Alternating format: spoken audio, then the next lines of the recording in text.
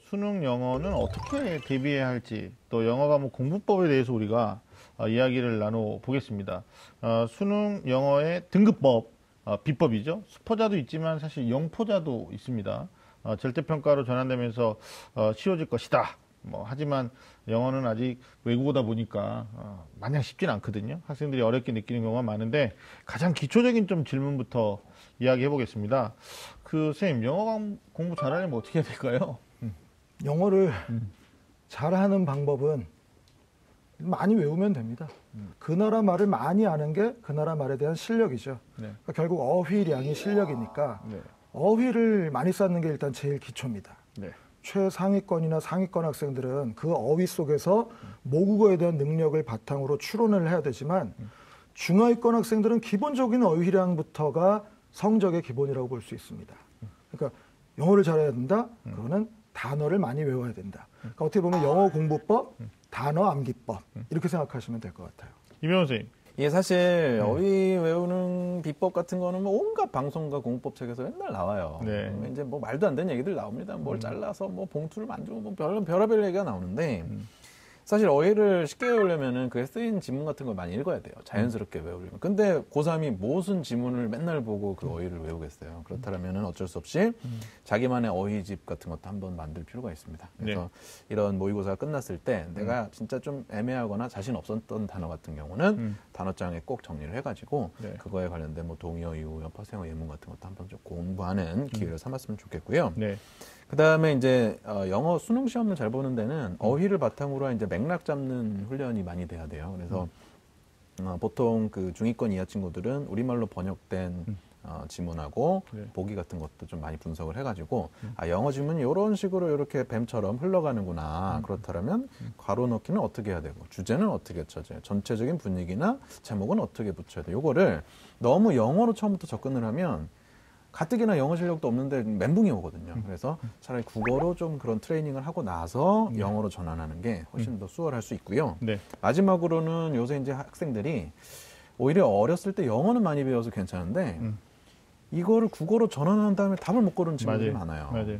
그래서 화제의 심경이 공감이 안 되거나 이게 왜 주제냐 이런 식이 많기 때문에 어떤 친구들은 오히려 어휘를 찾고 나서 그 한국어 뜻이 무슨 뜻인지를 정확하게 찾는 것도 공부해야 되는 친구들도 그거 있습니다. 어려워하는 친구들도 굉장히 많더라고요. 맞습니다. 그리고 그 문법 공부 좀 안 하고 불성실하게 영어 공부하면 네. 사실 자기 마음대로 해석하는 경우가 많거든요. 상상 독해.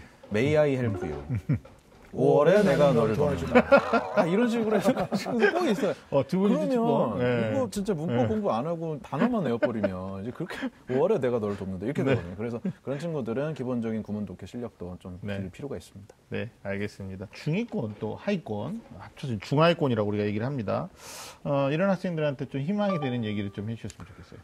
희망이 되는 얘기를 한번 해보고 싶은데요. 네. 자기가 주로 틀리는 고난도 문제들이 있단 말이죠. 네. 그럼 주로 틀리는 고난도 문제들에 대한 유형을 좀 정확한 접근법과 좀 맥락을 제대로 이해해가지고 접근하는 그런 문제풀이 연습 이런 걸 통해서 숙달을 시키는 게 제일 중요하고요. 네. 그리고 무엇보다 이제 제가 말씀드린 희망, 하위권 학생들이 단어를 잘 외우게 하는 거.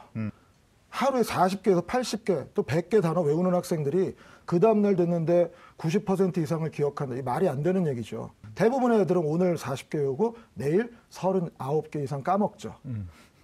그러면 선생님 분명 외우라 그래서 다 외웠는데 책 한 권 봤다고 끝나면 결코 안 된다는 거죠. 우리는 반복학습이라는 걸 꼭 염두에 두셔야 됩니다. 제가 학생들한테 많이 얘기하는데 우리 요즘에 아이돌, 남자 아이돌, 여자 아이돌 매일같이 생겨났다 사라지고 그럽니다. 네. 그럼 우리가 아이돌 그룹 쫙 세워놓고 오늘 여기 서 있는 20개의 아이돌 그룹 멤버들 이름을 외워라. 이거랑 거의 유사한 게 단어 암기거든요. 근데 이 아이돌 그룹을 매일 보고 좋아하고 반복하면 나중에는 맞아요. 익숙해서라도 외우게 되는 거예요. 저는 머리로 외우는 공부를 굉장히 맞지 않다고 생각해요. 특히 영어나 언어 부분은 습관과 반복이거든요. 그래서 학생들한테 많이 하는 예시 중에 하나가 네. 너 드라마나 영화 본 것 중에 좋아하는 거 있냐? 몇 번이나 반복해서 봤니? 5번 본 애들 많아요. 네. 그럼 그 드라마 대사들 다 기억나죠? 자기는 할 수 있다.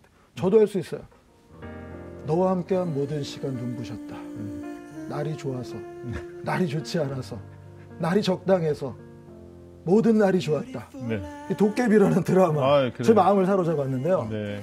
영어 단어를 외운다는 것 자체가 처음부터 너무 부담스러운데 그러지 말고 그냥 친해진다는 감정으로 보고 또 보고 엄마한테 칭찬도 받고 사인도 받아가면서 익숙해지면 그럼 나중에 영어 굉장히 잘하는 사람 될 수 있어요. 3학년한테도 실질적인 도움이 될 수 있는 비법이시고, 뭐 1, 2학년 또 방송 보고 있는 학생이나 학부모님들은 당장 실천에 옮길 만한 너무 용이한 좋습니다. 말씀이 아니었는가 싶습니다. 뭐 반복적으로 우리가 얘기하고 있는데, 3월학평은 어디까지나 자기에 대한 분석, 여기에 의미부여를 두시고 앞으로 어떻게 정진해 나갈 것인가에 대한 얘기를 우리 선생님들이 해주셨는데, 귀담아서 자기 걸로 이렇게 승화시켜야 되는 부분들을 반드시 좀 캐치하셨으면 좋겠다라는 생각이 듭니다. 이번엔 또 그 수능까지 철저하게 좀 자기 공부를 좀 해 나가야 되는데, 절대평가의 첫 시험 아닙니까? 네네. 그래서 우리 이병훈 선생님이 좀 얘기해 줘야 되는데, 목표 대학을 정할 때 그 네. 대학의 영어 평가 방법이 다르다라는 거 우리 친구들 인식을 해야 돼요. 그래서 대학별 활용 방법을 좀 몇 가지 정리 좀 해주시죠. 네. 이게 뭐 저기 최저학력 기준으로 활용하는 데가 네. 수시 같은 경우 113개 학교, 네. 그다음에 정시가 맞네요. 네. 39개 학교는 네. 수능 최저학력 기준으로 영어 절대 최저 기준으로 등급 활용하는 거죠. 기준으로 활용을 하고 네. 정시에서 188개 학교 같은 경우는 비율로 반영을 하고요. 네. 19개 같은 경우는 가감점 방식으로 반영을 합니다. 네. 그래서 대학별로 이런 방식이 천차만별이기 때문에 꼭 네. 확인을 해보시고 네. 영어 공부하는 것도 중요할 것 같습니다. 목표 대학을 좀 추릴 필요가 있을 것 같아요. 그래서 전년도하고 변화가 있는지 없는지, 체제에서 변화가 있다라면 거기에 따른 또 학습 목표가 달라질 거거든요. 그러니까 이게 아주 미미한 거지만 영어에서 내가 이 조건을 충족시킬 수 있다 그러면 다른 영역에 눈을 돌려가지고 거기에 조건합을 만족시키기 위해서 노력을 해줘야 된다라는 거죠. 그리고 정시에서는 사실 올해 2018학년도 첫 해 상당히 또 혼란이 예상됩니다. 제가 봤을 때. 그래서 6월하고 9월 본 다음에는 이제 구체화 시켜야 될 것 같죠. 수시에 논서를 쓰겠지만 정시에 내가 어느 정도 대학까지를 도전해 볼 수 있겠다. 소위 이제 목표 대학을 좀 추스리는 그런 작업을 하는데, 가나다 3개군이니까 복수 의미로 하면 2개씩 하면은 6개잖아요. 조금 더 하면 12개가 되고, 뭐 이런 개념에서 목표 대학들의 영어 반영 방법, 그리고 영어만 보지 말고 그 옆에 있는 국어하고 수학 탐구의 반영 비율의 변화, 이런 것들을 조금 우리 학생들이 눈여겨보셨으면 좋겠다라는 생각이